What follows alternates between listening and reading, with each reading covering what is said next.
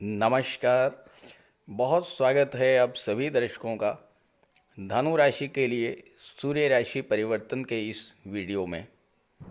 ग्रहों के राजाधिराज भगवान भुवन भास्कर सूर्यदेव 16 नवंबर को अपनी नीच की राशि तुला राशि को छोड़कर अपने मित्र मंगल की राशि वृश्चिक राशि में गोचर कर चुके हैं और 15 दिसंबर तक वृश्चिक राशि में ही गोचर करेंगे।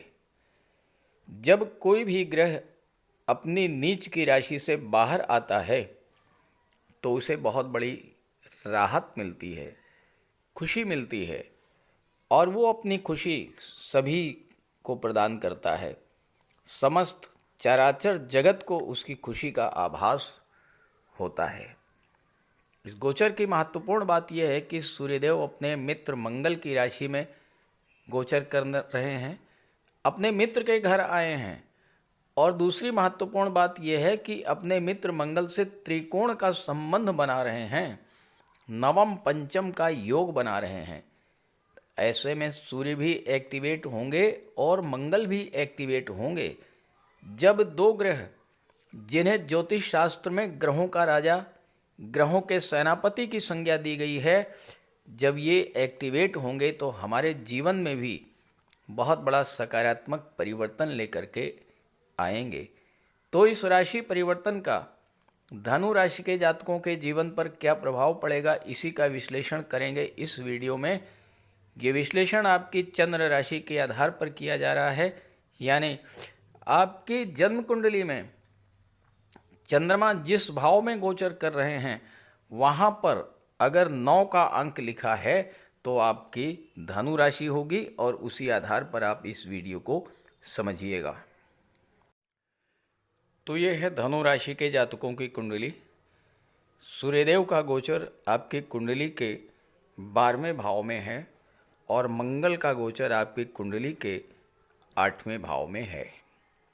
धनु राशि के स्वामी हैं देवगुरु बृहस्पति और सूर्य और मंगल दोनों ही देवगुरु बृहस्पति के परम मित्र हैं। ऐसे में सूर्य और मंगल का गोचर धनु राशि के जातकों के जीवन में बहुत बड़ा सकारात्मक परिवर्तन लेकर के आने वाला है। देखिए, मंगल आपकी कुंडली के पंचम के स्वामी हैं, सूर्य नवम भाव के स्वामी हैं और एक दूसरे से नवम पंचम का योग बना रहे हैं। मंगल से पंचम स्थान पर हैं सूर्य, सूर्य से नवम स्थान पर हैं मंगल। तो सूर्य भी एक्टिवेट हैं और मंगल भी एक्टिवेट हैं। जब सूर्य और मंगल एक्टिवेट हैं तो 12वां भाव एक्टिवेट होगा और 8वां भाव एक्टिवेट होगा। साथ ही साथ सूर्य नवम भाव के स्वामी हैं, मंगल पंचम का स्वामी है, तो पंचम भाव भी एक्टिवेट और नवम भाव भी एक्टिवेट। सूर्य की दृष्टि छठे भाव पर, तो छठा भाव भी एक्टिवेट होगा। तो इस तरह से कुंडली का 5वां भाव, छठा भाव, 8वां भाव, 9वां भाव और 12वां भाव इस समय एक्टिवेट होगा और इन सभी भावों से संबंधित शुभ फल आपको मिलेंगे। आगे बढ़ने से पहले क्या क्या अच्छा होने जा रहा है आपके साथ, इस बात पर चर्चा करने से पहले एक बात मैं आपको ज़रूर कहना चाहूँगा कि मंगल आपकी कुंडली में अष्टम भाव में हैं, इसलिए स्वास्थ्य का विशेष ध्यान रखना चाहिए। चूँकि अष्टम का संबंध 12वें भाव से बन रहा है और 12वां भाव अस्पताल का होता है, 12वां भाव जागृत है। तो जो जातक ओल्ड एज के हैं, सीनियर सिटीजन हैं, जो हार्ट प्रॉब्लम, एंजाइना पेन या किसी तरह की ब्लड संबंधी बीमारी से पीड़ित चल रहे हैं, उन्हें इस गोचर काल में बहुत ज़्यादा सावधान रहना पड़ेगा। अब क्या क्या लाभ मिलेंगे इस बात पर चर्चा कर ली जाए। इस गोचर का सबसे पहला प्रभाव होगा आपके खर्चों में कमी। सूर्य में अग्नि है, मंगल में अग्नि है। सूर्य मंगल दोनों ही अग्नि तत्व ग्रह हैं। जब 12वें भाव पर इसका प्रभाव पड़ेगा तो 12वें भाव की चीज़ों को जलाएंगे, खर्चों को जला देंगे, खर्चों को कम कर देंगे। कोर्ट कचहरी का कोई मैटर है, उन मामलों में आपको सफलता दिलाएंगे। लंबे समय से आपके घर का कोई सदस्य अस्पताल में भर्ती है, स्वास्थ्य लाभ हो करके वो अस्पताल से बाहर आएगा। मंगल अष्टम भाव में गोचर करते हुए एकादश भाव पर दृष्टि डाल रहे हैं। जब भी मंगल या सूर्य का गोचर 8वें भाव में होता है, गुप्त धन की प्राप्ति करा देते हैं। जब 8वें भाव का संबंध 11वें से बनता है तो गुप्त धन का लाभ होता है। तो इस समय आपको धन की प्राप्ति होगी, आपका कोई डूबा हुआ पैसा, रुका हुआ पैसा आपको मिलेगा। मंगल की दृष्टि धन के भाव पर है। दूसरा भाव परिवार का होता है, पैतृक संपत्ति का होता है। इस समय आपको पैतृक संपत्ति का लाभ मिल सकता है। वसीयत या विरासत के माध्यम से आपको धन मिल सकता है। इंश्योरेंस सेक्टर से, मार्केटिंग के क्षेत्र से आपको पैसा मिल सकता है। जो जातक शेयर ब्रोकर हैं, कमीशन एजेंट हैं, उनको अच्छा धन लाभ इस समय हो सकता है। इस समय आपका पूरा फोकस इस बात पर होगा कि किस तरह से अपनी इनकम को बढ़ाया जाए, किस तरह से फालतू के खर्चे कम किए जाएं, किस तरह से बचत बढ़ाई जाए और किस तरह से निवेश को बढ़ाया जाए। और इस अवधि में आप धन संचित करेंगे, आपका निवेश भी बढ़ेगा। मंगल पंचम के स्वामी हैं, लाभ के भाव पर दृष्टि डाल रहे हैं। पंचम भाव share market, stock market, commodity का होता है। तो जो जातक इन क्षेत्रों से जुड़े हुए हैं, उन जातकों को इस समय लाभ मिलेगा। लॉन्ग टर्म इन्वेस्टमेंट का बहुत अच्छा मौका है आपके लिए। भाग्य जागृत है, पंचम भाव जागृत है, छठे भाव पर सूर्य की दृष्टि है। छठे भाव का संबंध जब भी सूर्य से बनता है तो सरकारी नौकरी का योग बनता है। सूर्य राजा हैं, गवर्नमेंट को रिप्रेजेंट करते हैं। पंचम भाव शिक्षा और संतान का होता है, भाग्य भाव के स्वामी हैं। आपके भाग्य को जागृत करेंगे, आपकी संतान की भाग्योन्नति होगी।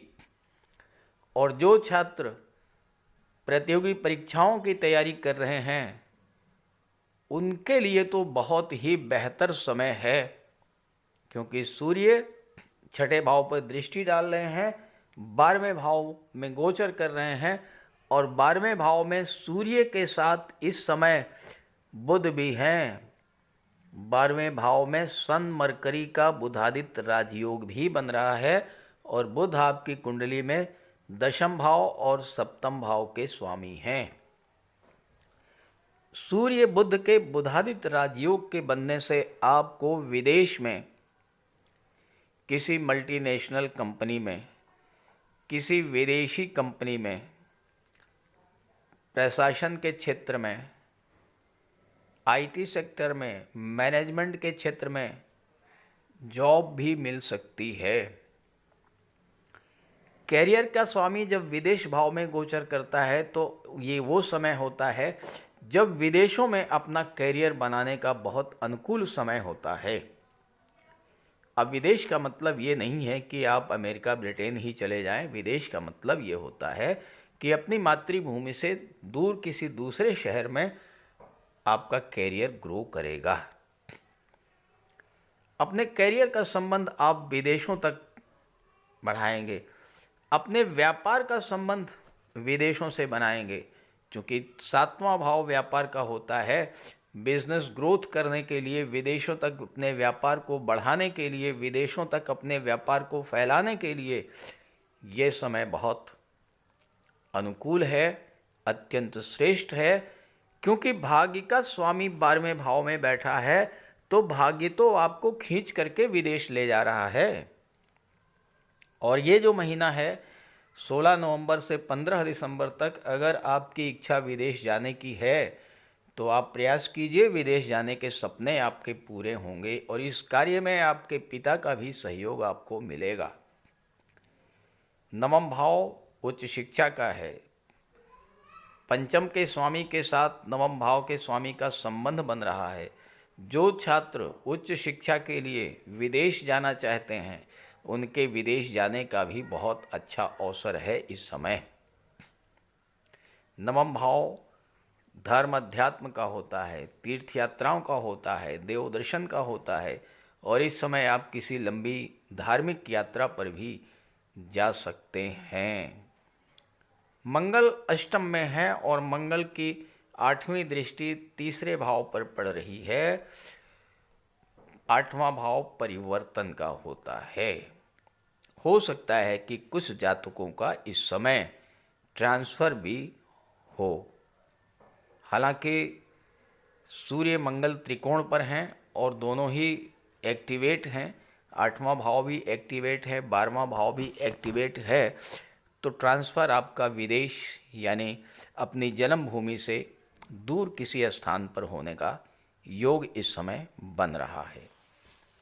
कुल मिलाकर के धनु राशि के लिए सूर्य का राशि परिवर्तन, पंचम भाव और नवम भाव का जागृत होना, ये आपके जीवन में बहुत बड़ा ज़बरदस्त परिवर्तन लेकर के आएगा। इस गोचर का लाभ उठाइए। हाँ, अपने स्वास्थ्य का विशेष ध्यान रखिएगा।